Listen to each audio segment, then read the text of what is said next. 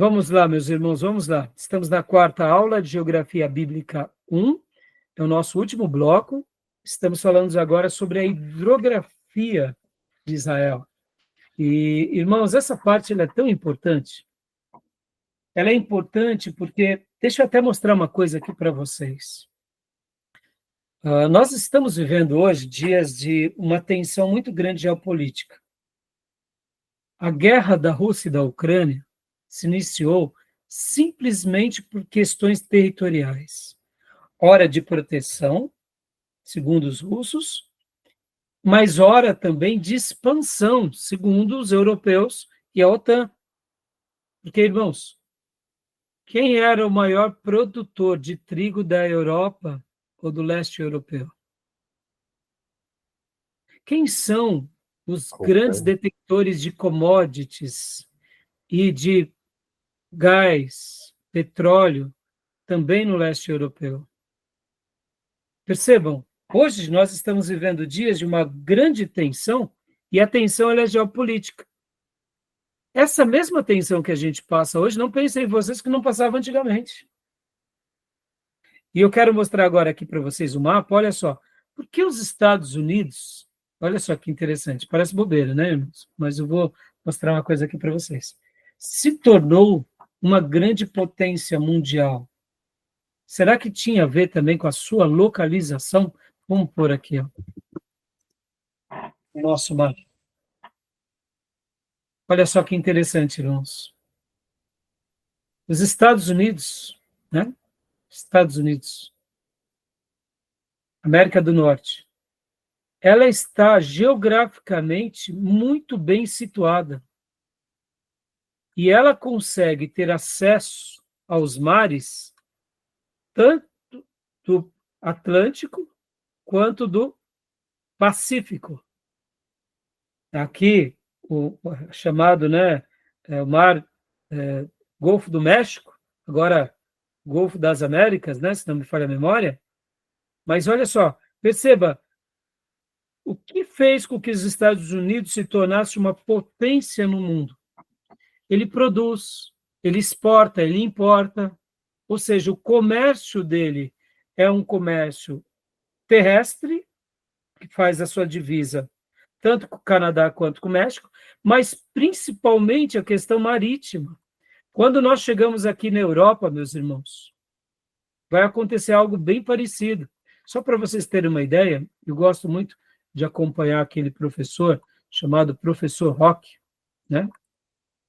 O professor Roque, ele fala uma coisa muito interessante aqui da questão da Europa, e principalmente da Ásia. Ele cita se eu não me engano, um geopolítico, que se não me falha a memória é Mackinder, ele vai falar o seguinte, que quem dominasse o altiplano, o que é o altiplano, irmãos? O altiplano é toda essa região aqui, ó, domina o mundo. Podem ver que as grandes tensões do mundo sempre estiveram aqui. E hoje a gente está vendo literalmente uma tensão aqui.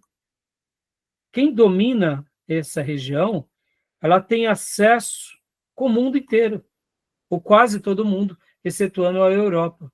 Por que eu estou falando tudo isso, irmãos? De uma certa medida inferior, é claro, que no mundo antigo, tudo estava voltado para essa região que é Israel. E a questão do mar,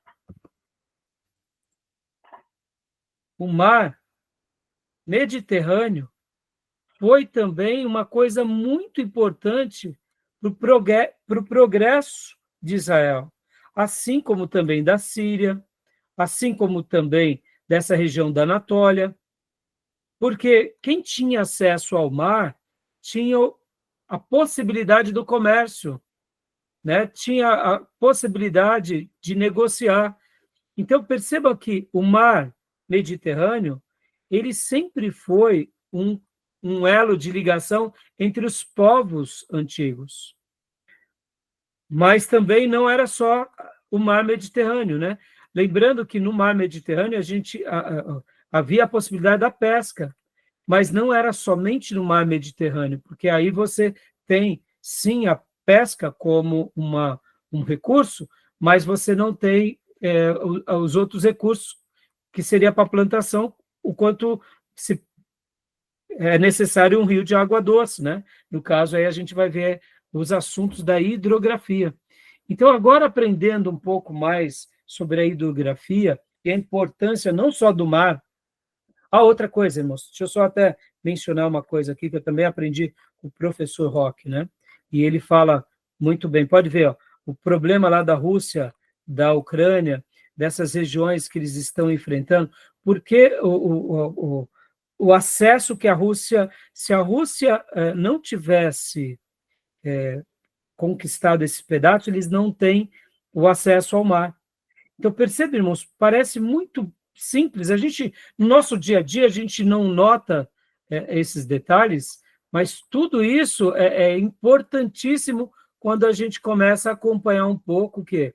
Quando a gente começa a acompanhar o que está acontecendo no mundo hoje, né? A gente não percebe a importância de um país com relação ao acesso que eles têm para o mar, né?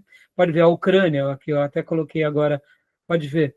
A Ucrânia, querendo ou não, eles tinham acesso, eles escoam toda a matéria-prima e commodities pelo mar. Por isso que o Putin tem tentado conquistar essa região, né? E podem ver também uma outra coisa interessante que a gente está vendo acontecer no mundo, que é o problema da China com Taiwan.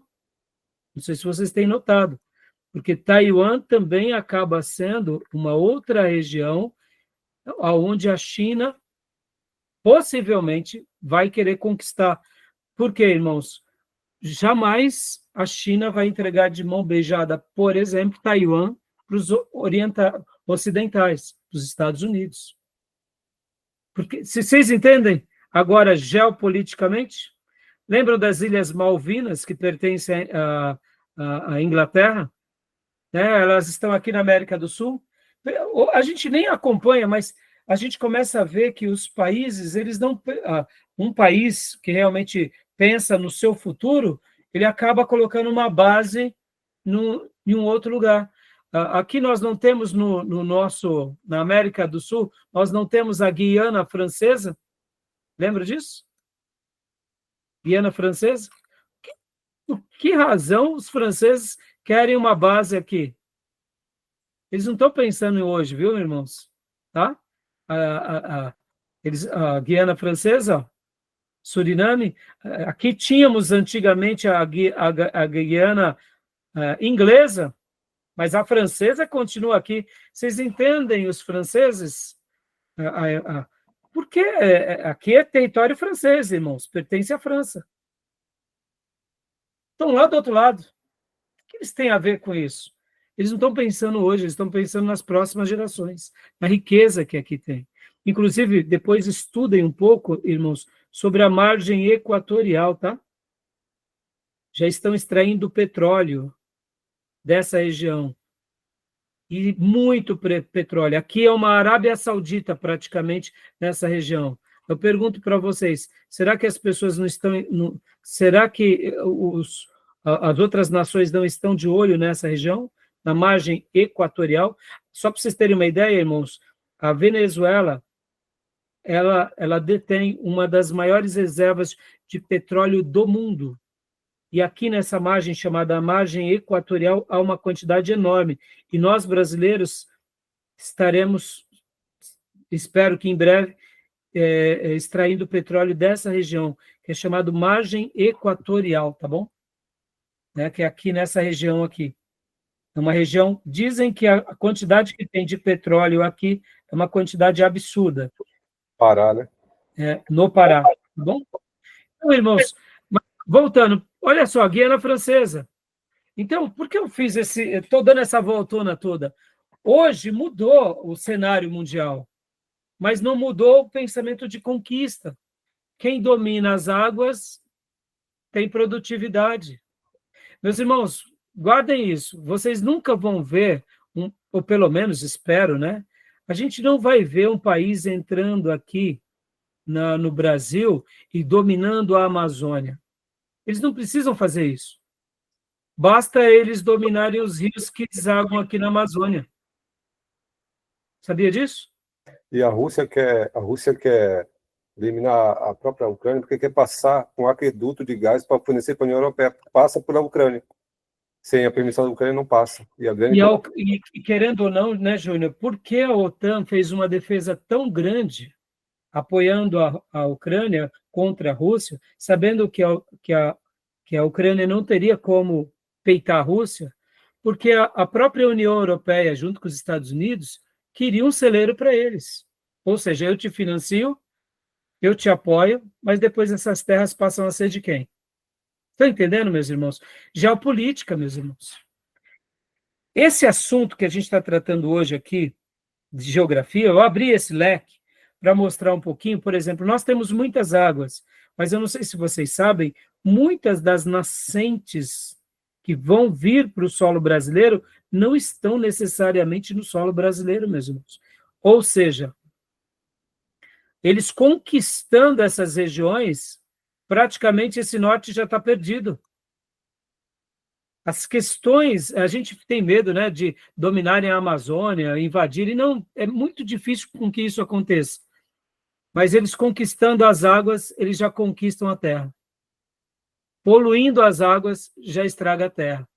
E águas poluídas, vale o quê? Não vale nada. Rio poluído, que não tem vida, ou que está contaminado, vale o quê? Então, percebam, é claro que a extração também aqui, na faixa equatorial de petróleo, pode danificar essas áreas? Pode. Por isso que tem que se fazer estudo de caso, tem que ir com cuidado, mas eu, particularmente, sou extremamente favorável a isso. Por quê, meus irmãos? Porque é a riqueza para o nosso país. Mais um desenvolvimento para o nosso país, né?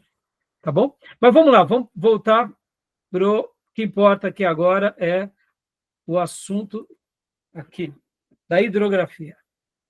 Então, nós temos o mar Mediterrâneo, que banha, né, a região de Israel. Já mostrei para vocês esse mapa. E agora, e lembrando, né, irmãos, que no passado os fenícios, eles navegavam pelo mar Mediterrâneo, né? Temos ali Jope como uma região costeira, já mostrei para vocês. Temos outros portos, né? Aqui, como no item 5, Paulo e Barnabé tomaram o navio no porto de Seleucida, navegaram muito pelo Mediterrâneo.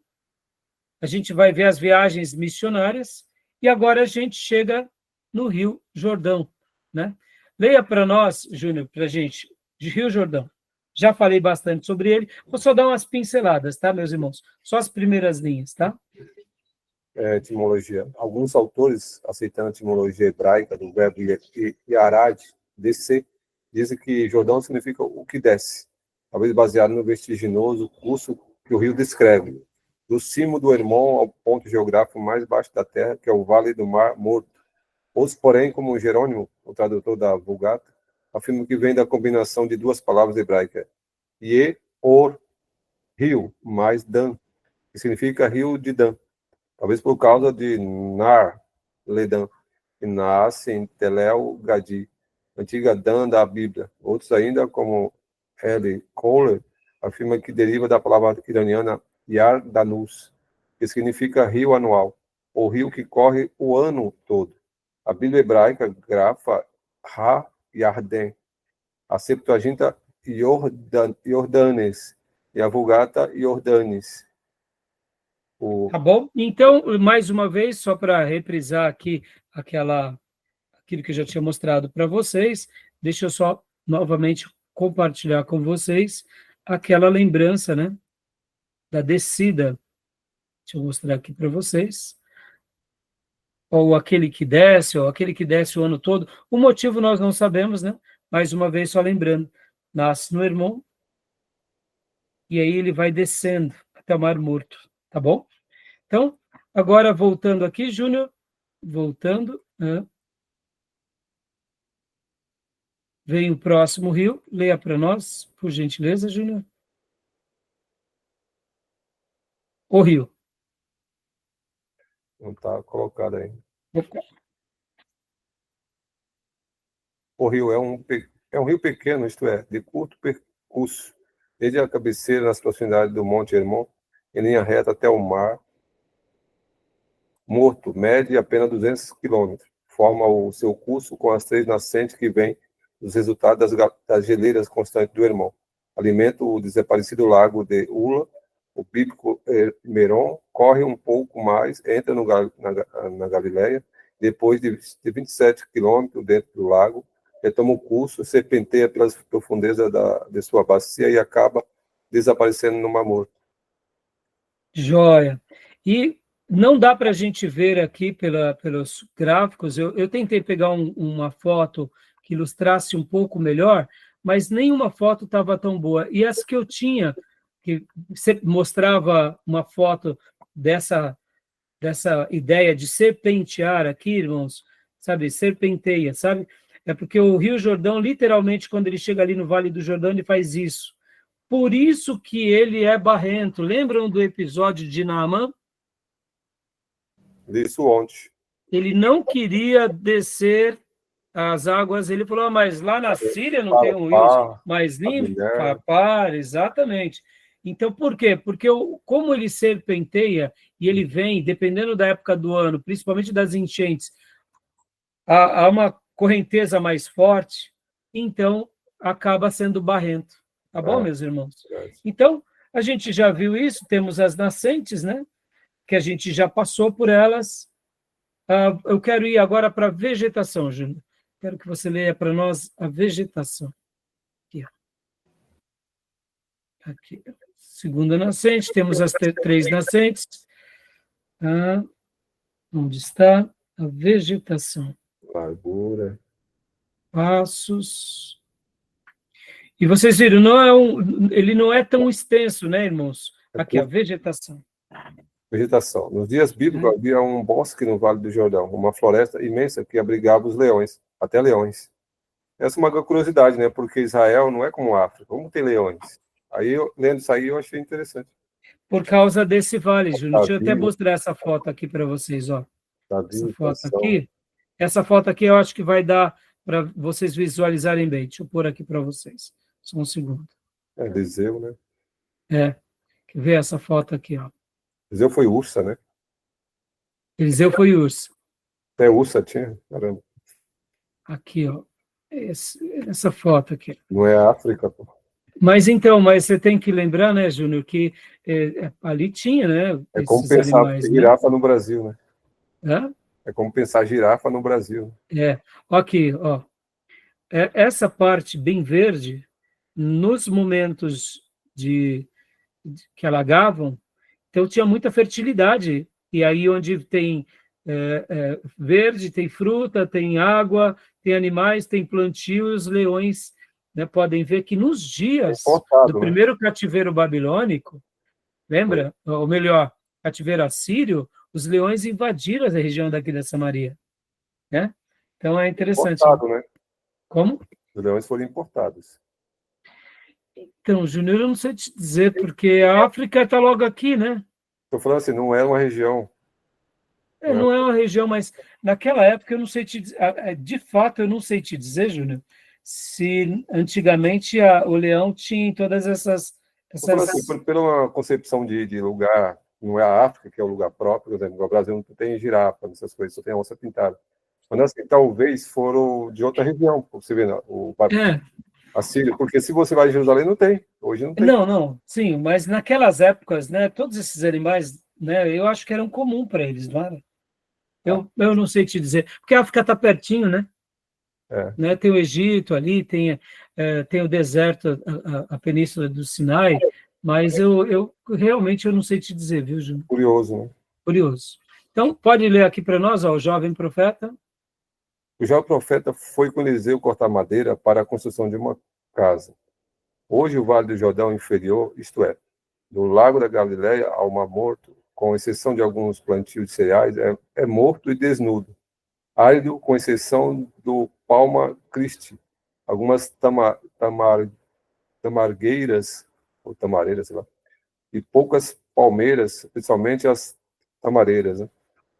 Lembra das tâmaras que eu falei para vocês? Quem planta tâmaras não colhe tâmaras, né? Porque ela também é como se fosse um coqueiro, que dá aquele fruto maravilhoso. Aham. Eu lembro como hoje, meu filho, quando comeu, eu falei, filho, ó, né, o que você acha dessa fruta? Não, pai, isso daqui deve ter sido desidratado. Pequenininho eu comprei, trampo. Maravilhoso, maravilhoso, né? Demoravam antigamente Então, no por Brasil, volta de 90 anos para dar as primeiras frutas, né? no Brasil não é comum. A gente compra, às vezes, importada, né? Principalmente É, do Oriente Médio, Israel, assim, né? você vê como a geografia de Israel é curiosa. Ali na região, né, do Jordão, há uma riqueza, mas outras regiões há uma sequidão. Até porque, estou te falando, teve algumas coisas, cana-de-açúcar não é natural do Brasil, veio de fora. Isso que estou falando, né? Eu falei do leão e girafa, né? O Brasil Sim, não é sim. de ter girafa. Então, Tem coisas que eu também desconheço, né? é, Então, pode continuar lendo para nós agora na na, Bíblia. na Bíblia, a primeira vez que a Bíblia menciona o Jordão é quando Abraão, ao voltar do Egito, separa-se de seu sobrinho Ló. A vida dos patriarcas está envolvida com o Jordão, tanto a de Abraão, Isaac, Jacó, como a de Esaú, José e seus irmãos. Moisés Até está aí tá bom, até aí tá bom. Ou seja, nós conhecemos a importância desse rio, mesmo ele sendo barrento, sinuoso, mas ele foi um rio imprescindível para a história do povo de Deus, né? E aqui são dados técnicos mostrando o volume d'água, né? O Jordão lança no mar por volta de 200 milímetros cúbicos de água por segundo, né? Ou 12 mil metros cúbicos por minuto, ou 720 metros cúbicos por hora, ou 17 milhões 280 mil a cada 24 horas. Olha a quantidade, né? Então, isso tudo vai para o Mar Morto, né? Aí o valor do Jordão. Pode ler aqui para a gente, Júnior, o valor do Jordão? para o Jordão. Devido à sua sinuosidade, sua descida vertiginosa e suas águas barrentas e escuras, o Jordão não é um rio atraente. Pelas suas 107 corredeiras, num trajeto de 117 quilômetros, em linha reta, do sul da Galiléia ao norte do Mar Morto, o Jordão não é navegável. Serviu um bom tempo da história de proteção para o povo de Deus no Levante. O clima quente e sufocante do Vale do Jordão não atrai moradores. Os árabes o chamam de El-Seri'a, Al-Kabirá. Significa o grande bebedouro, naturalmente para ovelhas. Olha, então, mas você vê, mesmo assim, o vale ainda é quente, né? Porque é baixo. Mesmo tendo água, tendo, né, fertilidade, mas é quente. Por quê? Porque é mais baixo, né? É essa questão da altitude, né, irmãos? Quando a gente desce para a praia, por exemplo, eu fui no feriado agora para os meus pais, eu saí daqui, estava 17 graus, 18, chegamos lá 20 graus. Porque nós estamos a 700 metros, 660, São Paulo, É, nível do mar. exato. É tão pouco, né, mas já muda, né, bastante, né? O Só que canal aqui, central é mais de 1.100 e pouco, 115, Brasília. então, e agora, olha só, né, a nossa questão que muda muito é porque o Brasil é muito grande. Então, mas para eles era algo, vamos dizer assim, a gente tem que lembrar que tudo isso era a pé, né? Mais uma vez aqui, ó, 117 quilômetros em linha reta, da Galileia ao norte do Mar Morto, né? Ou seja, não é tão longe, né? Eu fiz daqui na casa da minha mãe, que é Barra Duna, por volta disso, 120 quilômetros, né? Ou seja, claro, mas não é tão longe, né? Então você vê, é um rio pequeno, mas que tem um significado muito grande na história do povo de Deus, né? Bom, a gente já viu sobre os afluentes, né, meus irmãos? Aqui vem o Lago Como o Meron, Nilo para o Egito, né? hã? Como o Nilo para o Egito. Como o Nilo para o Ele Egito. virou uma entidade. Exatamente. Por isso que eles adoravam como deuses, né, Exato, irmãos? exato. Aqui o Lago Meron, como eu mencionei para vocês, que tem a ver com essa questão de ser superior, né? Por isso que alguns vão dizer que o Meron e o Ula, eles fazem parte da mesma cadeia, ou que o Meron fazia parte, no caso, de quando as águas havia enchentes, né? Tá bom? Então, indo aqui para adiantando, o Meron hoje praticamente tem poucas coisas lá, né? Aí vamos para o Mar da Galileia, a gente já viu o Mar da Galileia há pouco, mas eu gostaria de ler aqui algumas linhas com vocês aqui. O Mar da Galileia. Leia para nós, Reis, por gentileza. Mar da Galileia. Observando o lago de um dos montes vizinhos, o Dr. Sowell, muito impressionado, assim o descreve. Enquanto esperava, estava admirando de alma transbordante o formoso e solene quadro do Mar da Galileia. Naquele dia, com nuvens e chuva, parecia mais lindo do que nunca. Vi o mar como policromia.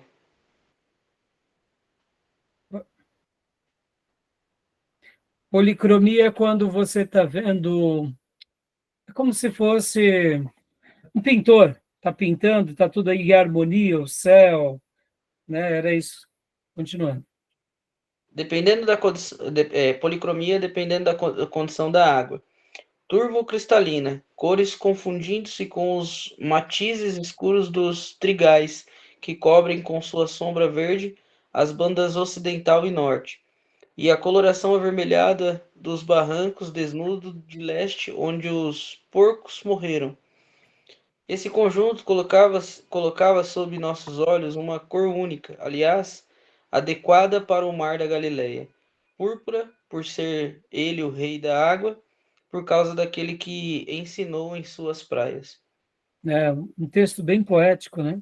Que o pastor Enéas faz questão de colocar aqui, e eu achei muito lindo esse texto. Bom, o Mar da Galileia também recebia esses nomes, irmãos, né? No Velho Testamento. Kineret ou Kinerote, tá bom?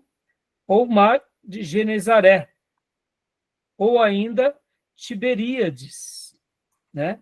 Ó, este é o nome de uma das cidades à margem ocidental do lago, construída por Herodes Antipas, em honra a Tibério César. Então, era chamado a cidade, mas o mar recebia esse nome também, pela importância, né, dessa cidade. Ou, então, o próprio Mar da Galileia. Leia para nós aqui, daqui em diante, por gentileza. Mar da Galileia, Mateus 4,18. Nome que lhe foi dado por estar na região da Galileia. Localização. Depois que o Jordão deixa Ula, desce precipitadamente por escarpas perigosas, num percurso de 18 quilômetros, e entra no Galileia. Aloja-se no leito de uma bacia profunda que fica a mais ou menos 225 metros abaixo do nível do Mediterrâneo. É cercada por montanhas que formam um círculo, interrompendo apenas pela cidade de Tibérias.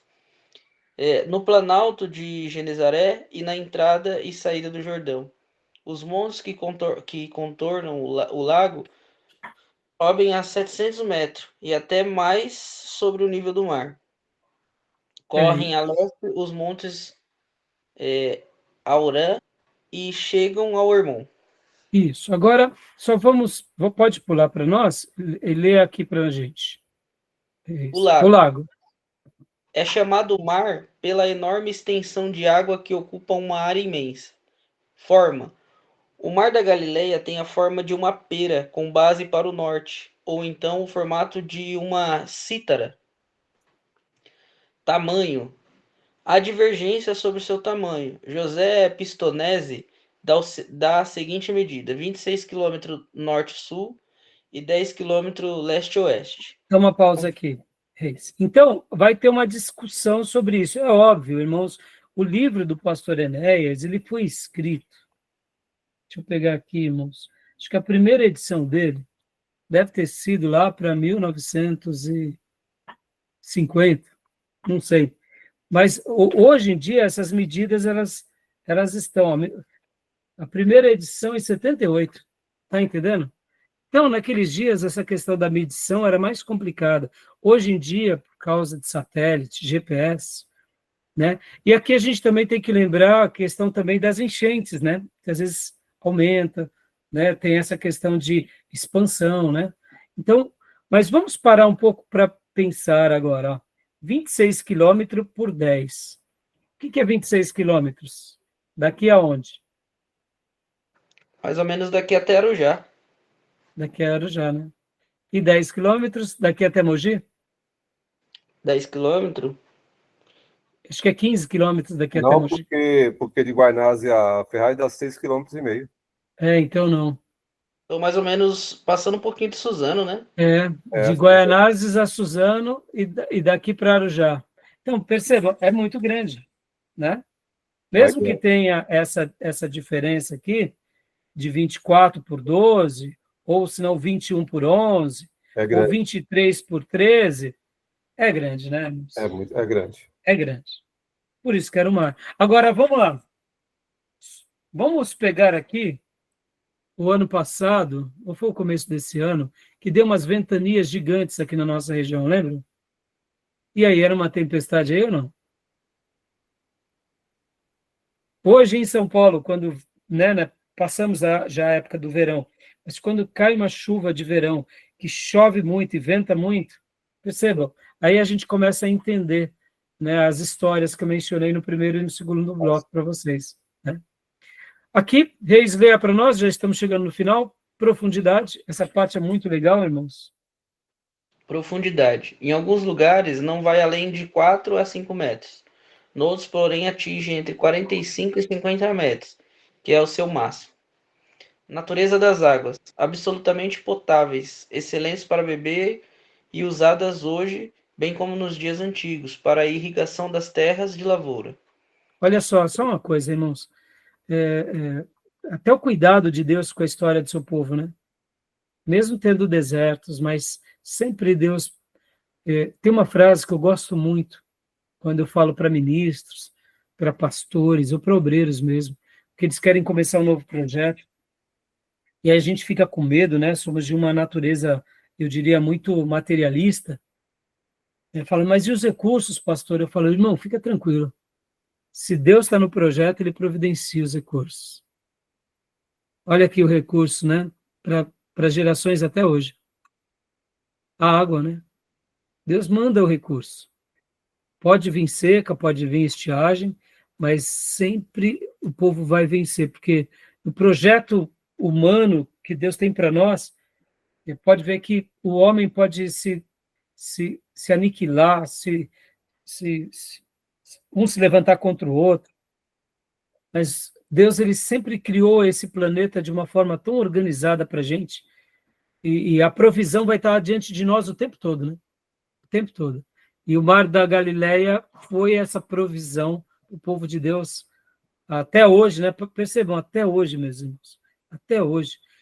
Quantas vezes até mesmo o povo judeu saiu de lá, mas ainda a água nunca faltou para os habitantes daquela região, né? E aqui, a riqueza, né, desse mar, leia para nós. Peixes. Considerado o lago mais piscoso do mundo. A grande quantidade de peixes atribuiu-se à vasta vegetação que cresce, tanto nas margens como no fundo do lago, e também à proliferação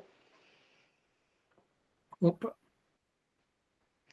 de certo molusco que facilita a multiplicação dos peixes.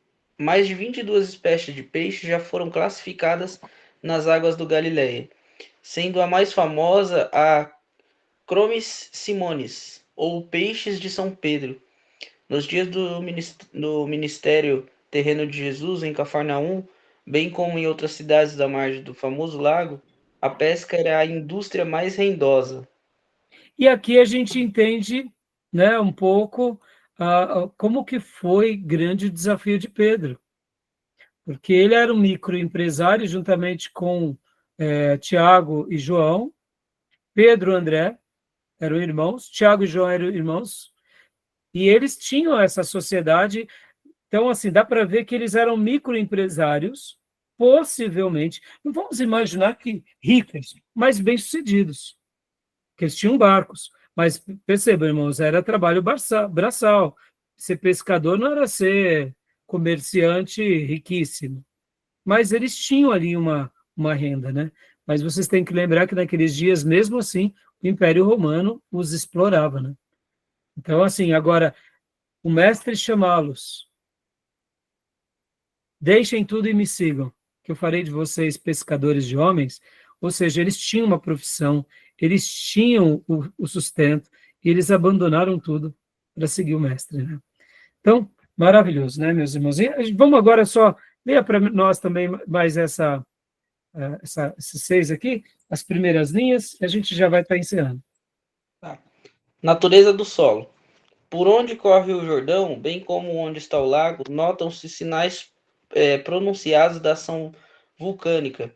Em muitos lugares, a quantidade de pedra-pomes é grande. Alguns acham mesmo que o lago ocupa o vazio de um vulcão extinto. Os tremores de terra nas imediações do lago são frequentes. Existem nas proximidades do Tiberíades fontes termais que correm para o lago. Olha só, interessante, né? E as tempestades, que eu já mencionei, mas vale a pena vocês lerem. As tempestades. Do norte sopram ventos frios que deslocam o ar quente do lago, provocando as inesperadas tempestades. Quando ocorrem as... Aqui, é óbvio, né? Perceba que o pastor Ernesto Nini, mesmo sendo um livro antigo, ele aqui já usou um pouco do que a gente conhece hoje na meteorologia, né? O encontro dos ar quentes com os ar frios. Tudo algo mais moderno para nós. Mas naqueles dias não tinha nada disso, né, irmãos? Você não tinha noção disso. Sabia que chovia repentinamente, né? Tranquila também. Tranquila. E continua. As turbulências. Marcos 4, do 35 ao 41. As águas se agitam, o mar se enfurece e as ondas se tornam brávias. Nas borrascas, as ondas muitas vezes sobem de 4 a 5 metros. Pela manhã e durante o dia, o mar é calmo. À tarde começa a soprar vento mais forte e as águas ficam onduladas. E à noite, quase sempre, o mar é brávio. Interessante, né? E aqui, mais uma vez, só para a gente concluir, Jesus pede para que os seus apóstolos passem para o outro lado à noite, porque tinha um encontro inesperado com eles andando sobre as águas, né? E, então, ó, você vê, essa é uma realidade que até hoje acompanha. Será que o mestre não sabia? Vem cá, meu irmão. O mestre está pedindo para vocês fazerem alguma coisa no mar brávio? Tem pedido ou não? Não é assim a nossa vida, né? Entra, filho, mas, Senhor, os mares estão agitados. É de noite, Senhor. Eu sei, pode ir. Não é assim?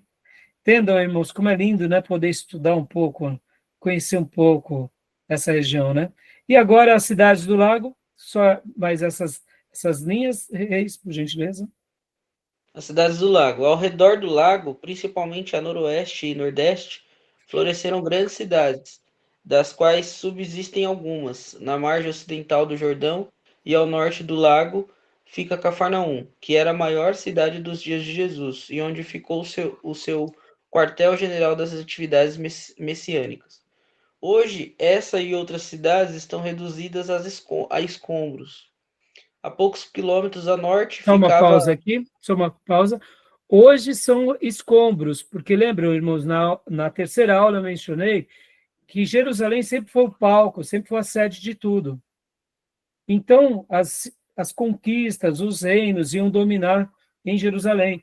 Logo depois que Tito destrói Jerusalém, e o povo judeu é espalhado, então, ao longo desses 2000 anos de história, mesmo depois com o cristianismo, né, e principalmente o cristianismo, quando eu falo por parte dos romanos, fazendo ali as conquistas em Jerusalém, aí depois a gente vê os muçulmanos conquistando Jerusalém, depois a retomada de novo de Jerusalém, e aí, por volta, logo depois, com os turcos otomanos, mais uma vez, a história tendo mudanças profundas, tudo se centralizava em Jerusalém e naquela região.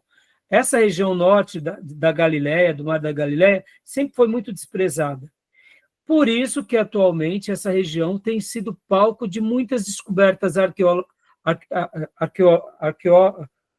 descobertas arqueológicas de datas assim dos dias de Jesus e até mesmo antes de Jesus. Por quê? Porque ficou abandonado. Nunca ninguém quis saber dessa região. Tá bom? E agora, só para a gente terminar, Reis, aqui, ó, relação com a Bíblia. Relações com a Bíblia. Comparando os evangelhos, vê-se que Jesus deve ter passado nada menos de 18 meses de seu ministério terreno em Cafarnaum e lugares adjacentes. Dá uma Foi pausa ao- aqui, ó. 18 meses, meus irmãos. 1 ano e meio. Se ele teve 3 anos de ministério, só aqui ficou em Cafarnaum, né? Então, foi ao longo das praias do Genezaré, em Cafarnaum, que Jesus chamou os 4 pescadores, Pedro e André, Tiago e João. Está em Marcos. Tá bom até aí, meus irmãos. E assim, paramos aqui, meus irmãos. Então, a foto do mar da Galileia. E na próxima aula a gente vai falar do Mar Morto. Eu vou concluir. Vamos tentar ser um pouco breve. Faltam poucos rios, mas é isso, meus irmãos. Que o Senhor possa nos fazer lembrar, né, de tudo que a gente aprendeu hoje. Quando a gente estiver lendo a Bíblia, que a gente possa lembrar que o nosso mestre esteve ali, nessa região, e esteve ali separando seus discípulos. E hoje ele está aqui, separando a nós, para o projeto dele, na nossa pátria, né? No nosso QG, né? No nosso quartel-general, tá bom? Beleza, meus irmãos? Alguma pergunta, alguma dúvida? Tranquilo. Tranquilo? Beleza. Então, na semana que vem, a gente dá continuação do Mar Morto e a gente vai correr. Beleza. Estão gostando do livro? Estão gostando? Bacana, eu acho que ele tem que ser lido junto com aquele livro lá dele, como é que fala? Inter Bíblico. Qual? Do Inter Bíblico. Isso, Tem muita conexão, né? Tem muita conexão. Né? Isso Tá aí. bacana. Estou Então, tá lendo na página, acho que na página 100 já. Ótimo, Júlia. Joia. Vão lendo, irmãos. E como eu disse, não se preocupem com datas, não se preocupem com nomes específicos. A questão maior é vocês entenderem a geografia, entenderem o lugar, entenderem os rios, como tudo aconteceu, como Deus se revelou, porque é o mais importante para nós. É óbvio, se puderem guardar todos os nomes, melhor. Eu sei que nem todo mundo vai lembrar dos nomes com tanta propriedade. E na prova eu não vou pesar sobre essas questões. Tá bom, meus irmãos? Tá bem. Beleza? Bom fim de semana. Então, meus irmãos, Deus abençoe e um excelente final de semana para todos vocês. Amém. Com Deus. Fiquem com Deus. Graças a Deus, pessoal. Graças a Deus. Até terça. Deus abençoe.